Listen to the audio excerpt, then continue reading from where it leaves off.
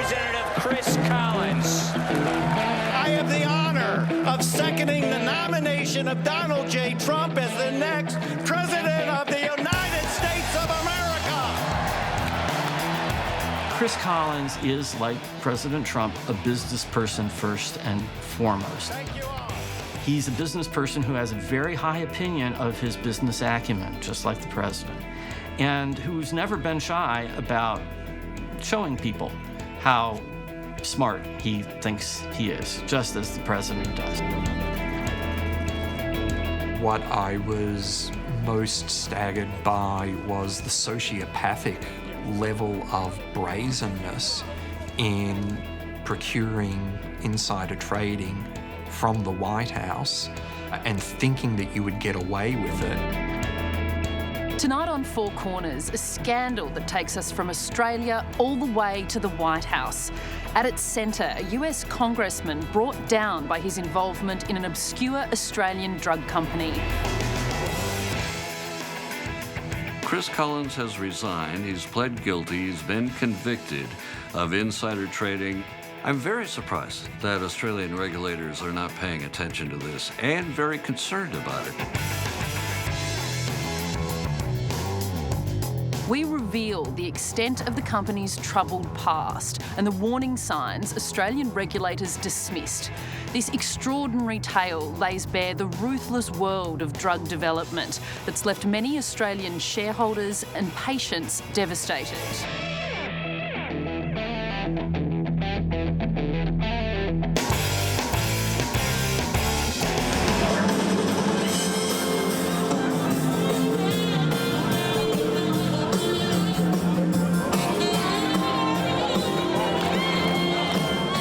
At the Republican National Convention in July 2016, Donald Trump's supporters were waiting for the nominee to take the stage.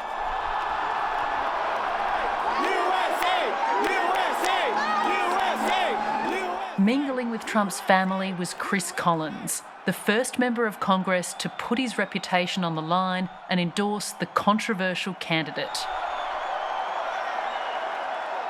For his loyalty, he'd been given a coveted speaking spot. Donald Trump is not merely a candidate. Donald Trump is a movement. When Collins got that slot at the convention, he realized that this was a ticket to the big time. Thank you. That moment forward, he was a national figure in the shadow of Donald Trump.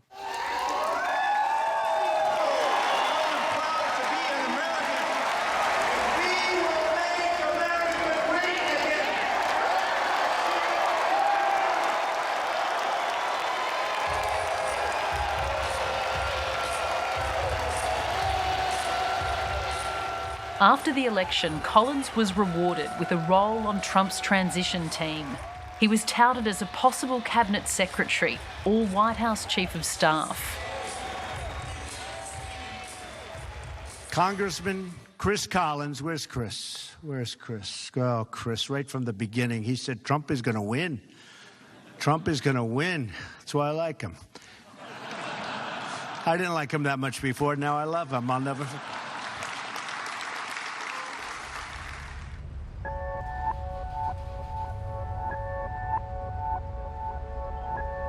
Collins hailed from Buffalo in western New York.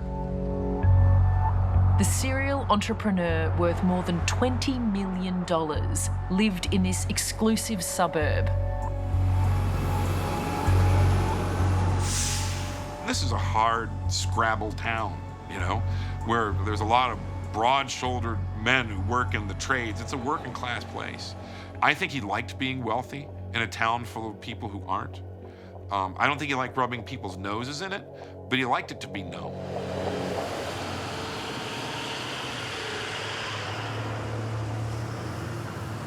Chris Collins amassed his fortune buying failing companies in Buffalo and turning them around.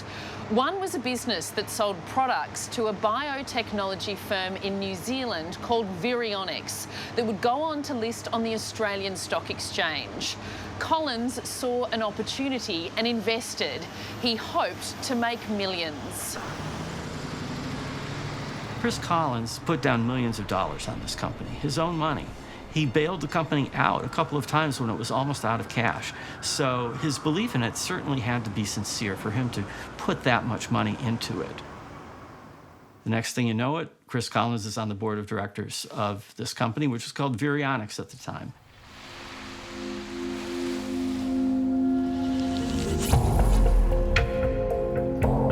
In New Zealand, Virionics was engulfed in turmoil. It ran out of money and sacked its founding scientist after its effort to develop treatments for HIV and SARS failed.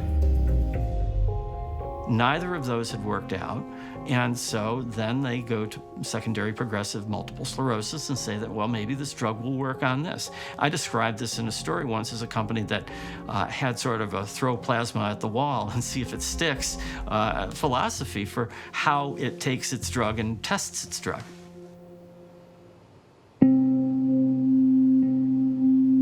In 2010, the company began trialling the drug MIS 416 to treat a difficult form of multiple sclerosis.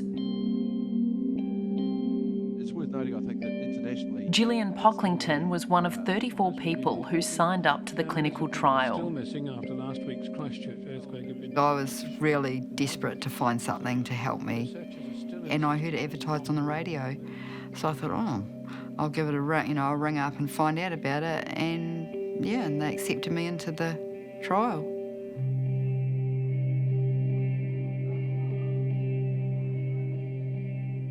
Karen Scott was accepted too. I thought, wow, if someone is trying to work towards having something that will help us, then great, I'm all in. By that stage, I had started working part-time because my MS had progressed, obviously, and I needed to have crutches to walk and keep my balance, and, I was exhausted. The American MS Society gave Innate more than $500,000 for the trial. There were very few innovators working in the progressive MS arena. And so wanting to make a difference in that place, we took a look at Innate, and that's what sparked our interest. It would have been a game changer. Chris Collins and the company believe that if they can produce this one drug that works, it'll be so valuable that some major pharmaceutical company will buy them out at a very, very handsome rate. And so the expectation was to develop this one drug and then sell it out. And everyone goes home very wealthy in the end. The company needed more cash to do the next clinical trial. The results would be crucial to getting drug approval in the United States. So Innate listed on the Australian Stock Exchange, where it could access a lucrative research and development tax break. Collins later told investigators how important that was. Lo and behold, Australia came out with an incentive for R&D. Kind of became a no-brainer. Somebody's going to reimburse 40% of the trial cost. That's money we don't have to raise. The initial public offering fell short, and Collins had to stump up more money to secure the listing. So I put in $1.3 million. Luckily, I had it in the bank, wired it to Australia in the 24-hour time frame. That's how I ended up at a higher percentage than I wanted to be. He and his children would go on to own more than 20% of the company's shares, possibly breaking Australian law. You basically had an admission from Chris Collins that he knew what the 20% rule was and that his acquisition of shares put him in breach of the 20% rule. And that's a criminal offence in Australia. The 20% rule is designed to ensure that people cannot obtain control of ASX-listed companies other than under a rigorously defined and controlled procedure where there's a level playing field and everybody knows what's going on. Sydney barrister James Wheeldon also discovered Collins appeared to have broken another Australian law. It took Mr. Collins nearly 18 months to file his first substantial shareholder notice, when the law requires you to file that notice within 2 business days. So that was a clear violation of a criminal law by Mr. Collins. There's a lot revealed in that lack of disclosure. First of all, it shows that Australian regulators weren't taking their job seriously. They should have been right on this. Second, it shows that the Innate company itself wasn't taking its role seriously. They should have been insisting that Chris Collins comply with the law. James Wheeldon raised his concerns with the Australian regulator, but they were dismissed. I think it would be a much better outcome for market integrity, much better outcome for the mums and dads and the quiet shareholders if ASIC and the other relevant agencies were to take the view that when they have evidence before them of wrongdoing, they will take action, even if it's only relatively minor offences. Innate's chief financial officer was Jeff Carter. He was the director of Unilife, a collapsed biotech that in 2018 was forced to pay investors millions in the US after it was accused of publishing false and misleading information. Innate's chairman, Michael Quinn, was also a director of the failed biotech QRX Pharma. He's one of several former QRX Pharma directors currently being sued as part of a class action for allegedly misleading investors. It does appear that the regulators should have been looking far more closely at this biotech company in particular.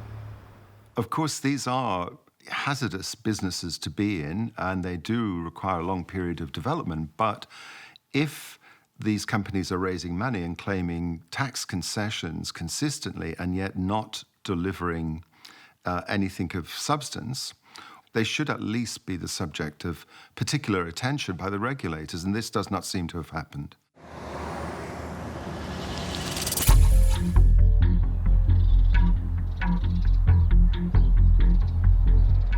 Across Australia, people started buying shares in Innate. A seasoned investor, Godfrey Wennis, knew investing in Innate was a risk. But if its clinical trial was successful, it could sell its drug to a big pharmaceutical company for billions. The potential there was really there for a $3 billion market plus, which is quite large for a small biotech company. No one else was in the space at that stage, although there were some competing products coming up, and they were in testing phase as well. So that made it very interesting to investigate that further. 14 patients from the first trial had continued taking the drug and were reporting some benefits. You have a lot of side effects when you first start taking it, but I stopped having urine infections. I didn't have to walk with a stick. Life was just different. I didn't feel like I had MS. It was much easier. Innate used these patients in video testimonials to spruik the company online. It's just the best thing that's ever happened to me. It's not supposed to cure you, but I am feeling a lot better than I was. I stopped needing to use a crutch. The CEO of Innate at the time and a cameraman came out here to film a video of my experiences with the drug. Heaps of massive improvements. At the time, they had collated a whole lot of information about all the people who'd been on the trials thus far, and it was looking really positive. And they wanted to put a few things up on their website so that other people and potential investors could see the experiences that people were having.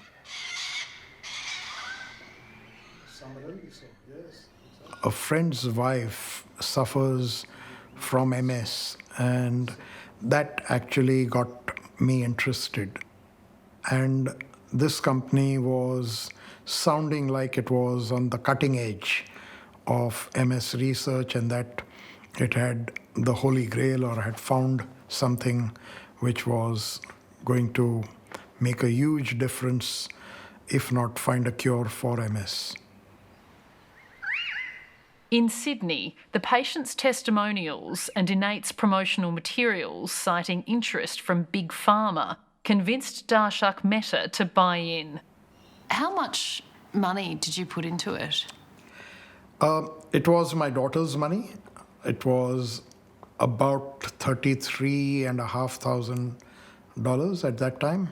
Did you know at that point when you were investing that this Congressman Chris Collins was linked to the company? I knew that they had an American investor, and I knew that he was in politics. I didn't pay attention to what his name was till I actually bought the shares, and then I started investigating it much further, or reading up a little bit more about it.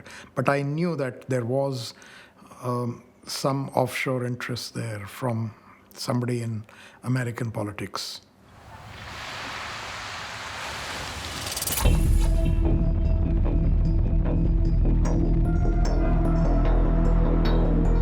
Back in the United States, Buffalo News Washington Bureau Chief Jerry Zremski was keeping a close eye on Collins and his investments. I would ask him about this investment periodically, and he would always tell me, oh, it's nothing. It's just a company I'm involved in. It's a company that's never going to do any business in the U.S., so there's no reason for anyone to think there's any sort of a conflict. The Associated Press has just called this race. Chris Collins is going to Congress! In fact, from the time Collins won a seat in Congress, he was using his elected position to help Innate succeed in the US. I'm humbled by this win. I can promise all the constituents in the 27th District, we're going to work for more jobs in America. We're going to work for less spending in Washington. The Subcommittee on Research and Technology will come to order. Good morning. As a member of this health committee, Collins talked up Innate's drug, but failed to mention his involvement and investment in the company. I do know there is one drug, MIS 416, which is a microparticle immune stimulant that is in phase 2B trials that has promise. We have several investigators working on MS and would be pleased to have you come and meet with them and see the labs and some of the kinds of approaches we're taking. I definitely would like to take you up on that. Congressman Collins had set up a meeting at National Institutes of Health where he actually continued his evangelical preaching about Innate and wanted to try to get across to the people at NIH that he might need their help when it came to the time when Innate may be doing clinical trials here in the U.S. That would be promoting a company, using your power as a member of Congress to promote a company before a federal agency. That is a clear violation of House rules.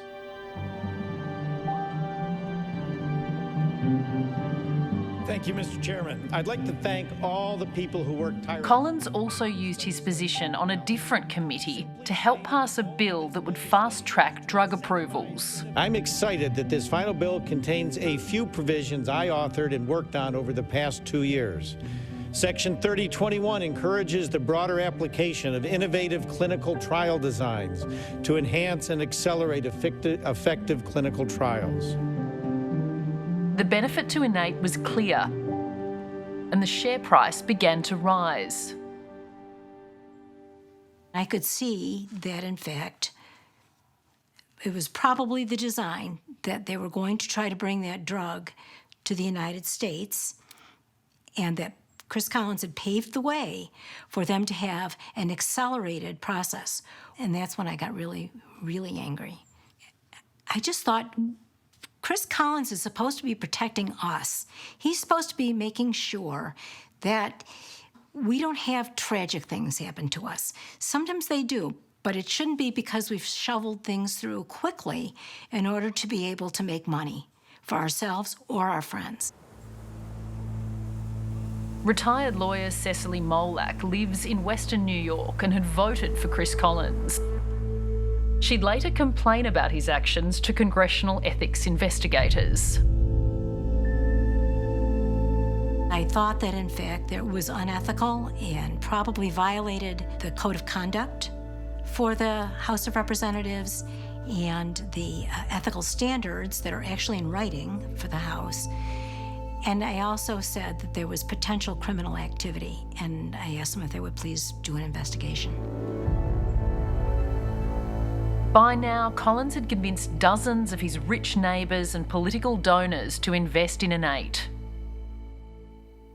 Chris Collins was absolutely obsessed with this company and absolutely obsessed with this drug. He talked about it, as he said, as if it were one of his children. And he talked about it all the time. I've talked to members of Congress who never bought, who told me he wouldn't stop. One of the company's most high-profile investors was Donald Trump's pick for Health and Human Services Secretary Tom Price. In the lead-up to his confirmation hearing, ethics lobbyist Craig Holman started looking into Price's finances. He had some suspicious stock trading activity going on where he normally was not a big stock trader. I mean, he bought and sold like $1,000 here, $1,000 there, but suddenly he had this huge purchase of $150,000 in Innate immunotherapeutic stock, and that just came out of the blue. And so I started looking at Tom Price as to what was going on here. Craig Holman was also alarmed at Chris Collins' investment in Innate. He too wrote to congressional ethics investigators. That immediately raised red flags. If you've got someone sitting on a board of directors of a company, they've got access to inside information that no one else does. And if they are busy selling and buying stock in that company, that could very well be because they know something that the rest of us don't. And that would be illegal insider trading. And I also have a petition signed by 500,000... Collins and Price's investments became a key focus of Price's confirmation hearing. Recent press reports about your investments in the Australian biotech company Innate Immunotherapeutics raises some serious questions about your judgment. Congressman Chris Collins, who sits on President-elect Trump's transition team, is both an investor and a board member of the company. Congressman Price, in our meeting, you informed me that you made these purchases based on conversations with Representative Collins. Is that correct? No, that is what you said to me in my office. What I believe I said to you was that I learned of the company from Congressman Collins. She intimated that, in fact, there was something illegal about doing all this trading, insider trading, because Chris Collins had inside information about Innate that he was using in order to push these shares of stock. And that's when I thought about the fact that I really needed to learn more about what was going on.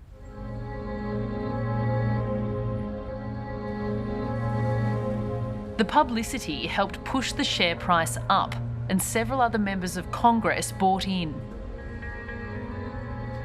He had been overheard bragging to everyone who would listen that he had made millionaires of a lot of his friends in Congress and a lot of his fellow associates in Buffalo. And I knew all of that was wrong. By trying to enrich members of Congress, Chris Collins is actually trying to elevate his position of power. But in trying to enrich his major campaign donors and business associates in Buffalo, if he can help these donors get richer, it's going to come back in more campaign contributions directly to Chris Collins.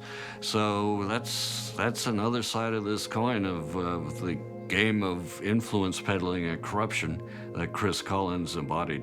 I, Thomas Price, do solemnly swear. Shortly after the hearing, Tom Price sold his Innate shares, making nearly $250,000 in profit. The House will be in order. The Office of Congressional Ethics started looking into Collins. Innate was so secretive about what they were doing. Innate refused to talk to the Office of Congressional Ethics when they were doing their investigation. So Innate just walked away, refused to talk about it, refused to participate in any disclosure of their business activities. Investigators found in his enthusiasm to attract investors, Collins may have broken the law. The investigators thought there was substantial reason to believe that Chris Collins had engaged in insider trading of a form called tipping. What he had done was send emails around to prospective Innate investors telling them little snippets of inside information about the clinical trials and how they were going and what the potential was. US investors could buy Innate shares on a little-known US stock exchange, the over-the-counter market, or OTC. The over-the-counter market in the US, it's sort of the Wild West. There's little regulation, there's very little disclosure that needs to be made to the market and to shareholders in relation to the trading in the over-the-counter markets, and it's basically a backdoor, unregulated way for people who are outside Australia, who are in the United States, to acquire shares in an Australian company. Collins' 24-year-old son Cameron owned millions of shares in Innate. Most were purchased for him by his father. His girlfriend, Lauren Zarski, bought in too. And she encouraged her parents, Stephen and Dorothy, to do the same, promising, "I'll make sure Cam's dad keeps us in the loop." Everywhere he went, Chris Collins was talking about it. Even on his staff, everyone from his chief of staff to a very low-level employee in a small office in upstate New York, they'd all invested in the stock. Why? Because he wouldn't stop talking about it.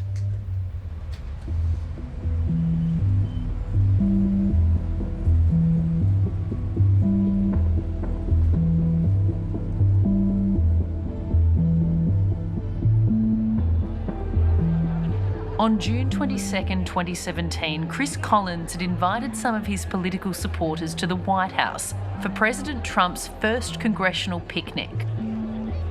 It was a big day for Collins. The results of Innate's clinical trial were due.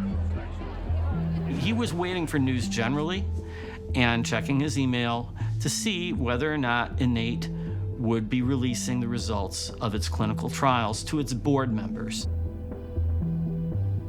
I think it would have been a huge moment because he had been believing for quite some time that this was the most important thing he'd done in his life, investing in this company that might be able to cure secondary progressive multiple sclerosis. From everything that I was able to read from the company, from all the investor websites, it was looking like it was a slam dunk. I mean, all they have to do is show up at the FDA. They had done all the work. The results were all fantastic, and they had, got it.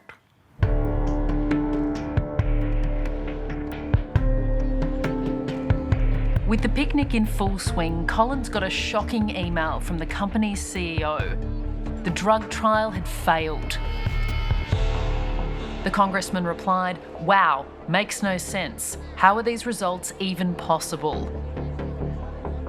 A TV camera captured what happened next. The next thing he did after he replied to the email was start calling his son Cameron. He tried 6 times before he finally got through and then spoke with Cameron for several minutes. This is hugely important because this is where the insider trading scheme began. This is where he shared the inside information about the clinical trials and their failure with his son. I watched that film of the congressman talking on his phone and pacing in front of a camera that was just running. And I think about how his demise is captured for all the world to see. He's on the phone with his son. And in that impulsive moment, he brought on his own doom. After receiving the tip from his father that the drug trial had failed, Cameron Collins passed on the inside information to his girlfriend and her parents. His girlfriend's mother managed to sell her shares on the Australian market before the company put in a trading halt. The trading halt was not implemented until lunchtime on that Friday, which meant that there was trading in Innate shares on the ASX for a couple of hours while the market was uninformed. That halt didn't apply to the US market. Cameron and the Zarskis kept selling. They managed to avoid more than $1 million Australian in losses. The father and son were in very good contact over the next couple of days as Cameron Collins started to sell his shares in a very strategic manner. He was thinking this through, it seems to me, to try to sell as much stock as he could, as fast as he could, without tanking the share price.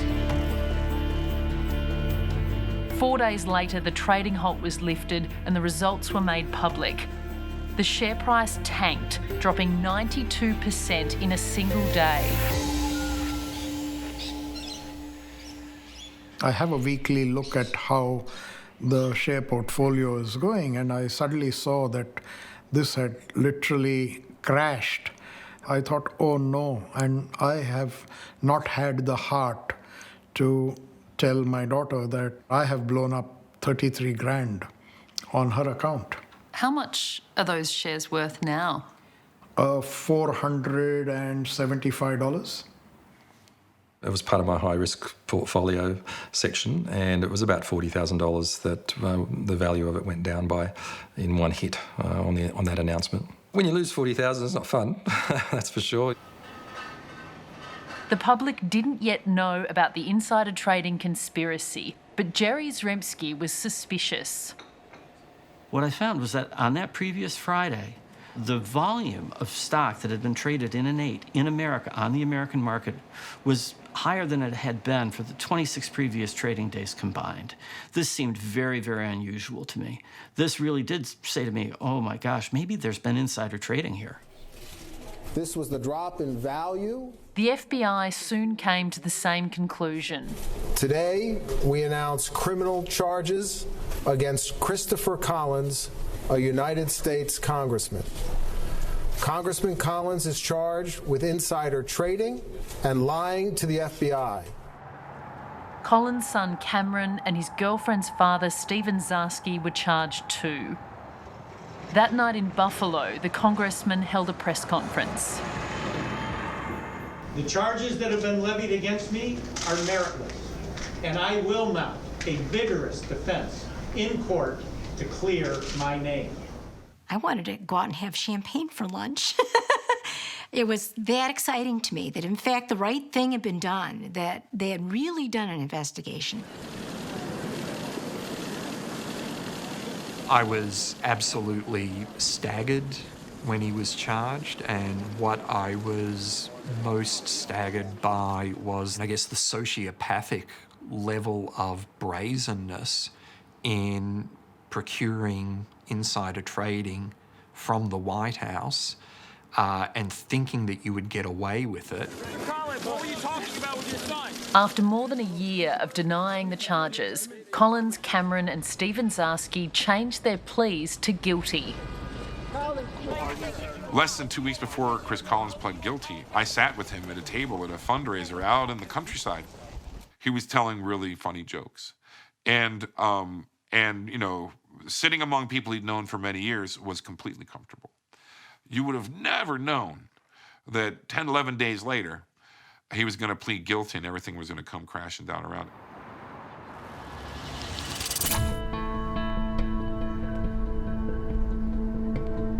Awaiting sentencing, Chris Collins moved to Florida, a tax haven for America's wealthy.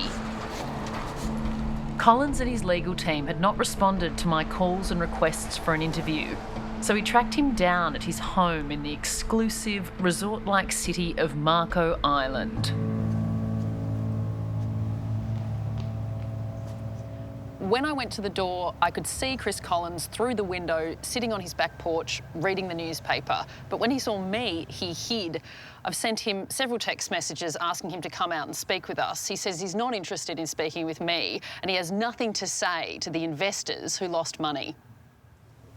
The industry is rife with inside knowledge being passed on. But to know that the main guy, the ex-director, the very large shareholder, and in a public position like that, was conducting very blatant insider trading with the knowledge that he had gained on that morning, that basically wasn't very pleasant for the rest of us retail investors, let's say. We don't get access to that, obviously. The playing field isn't level at that stage. In January this year in New York, Collins was sentenced to 26 months in jail and fined $200,000. Chris, do you have anything you want to say to the constituents? He'll likely serve his sentence in Florida, in a federal prison for white-collar criminals nicknamed Club Fed. He's still an incredibly wealthy man. He left New York State, which he claimed to love, and moved to Florida the minute after he pled guilty, pretty much. I don't think he should get away with living a great lifestyle even after he gets out of prison. Despite Collins' admissions, no action has been taken against him in Australia. ASIC says it didn't identify enough evidence to warrant a formal investigation. Effectively, Chris Collins has admitted in the United States to a number of breaches, willful, intentional breaches of Australian law, procuring insider trading, breaches of his director's duties.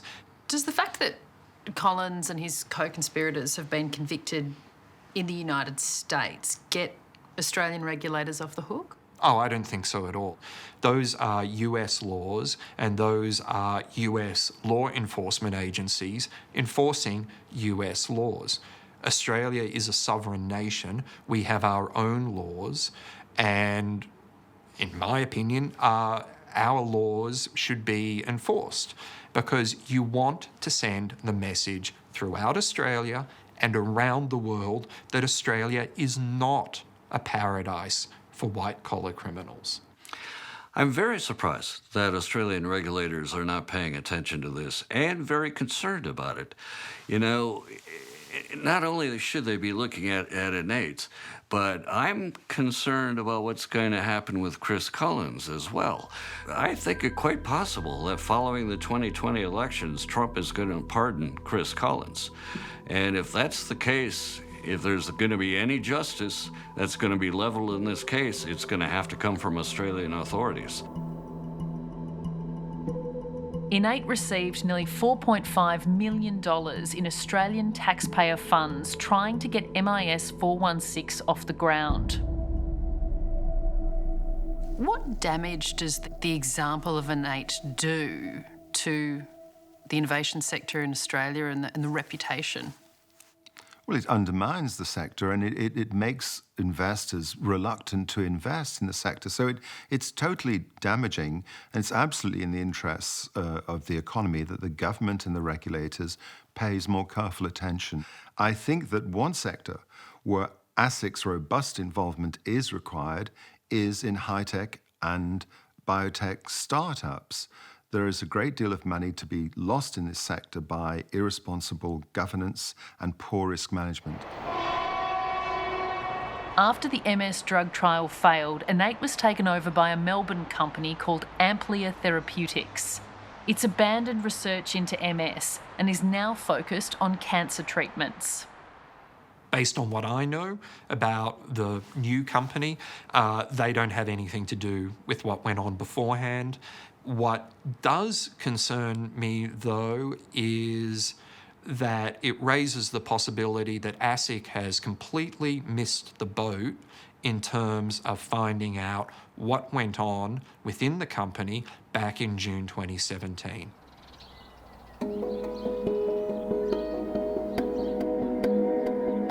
The company's no longer making MIS 416. The patient's supplies have run out. I think we got a phone call to say that it wasn't going to continue. I was gutted. It was like a death. I was gutted because I thought, oh God, how am I even going to keep going without it? But you just have to wean yourself off it and learn to live without it. And I had it for 7 years, so it was lovely. Life was brilliant, but now life's got harder because it was doing so well for me. I couldn't believe that it wasn't doing good for other people. But everyone's MS is different. But I just wish I had that drug.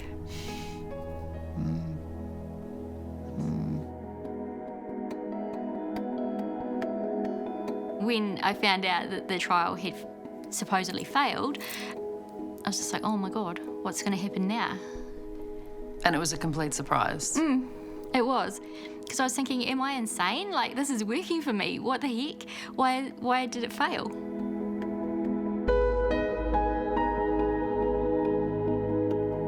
It could easily have been a placebo effect, again, because of the nature of MS, the coming and the going, the waxing and waning of the disease makes these interpretations very, very challenging. This is one of the challenges of getting overly invested in a program. When the results go the way you don't expect them, it's a huge disappointment. The world of drug development is risky for patients and investors. In the sorry tale of MIS 416, there are no winners, only losers on both sides of the world. I think there are investors both in the United States and in Australia and New Zealand who've suffered as well because they weren't able to bail out. They had no idea of this insider information. And when you're putting your money down on a company and this sort of thing is happening, it's a damning thing for the markets generally. So I think there are people who lost there. And I do have some feeling for the people who have secondary progressive multiple sclerosis who genuinely thought that this drug could help them. It's a terrible, terrible disease, a terrible condition. And the drug just didn't turn out that way for them. So in a way, they're victims too, because they're victims of hype. They're victims of this false hope.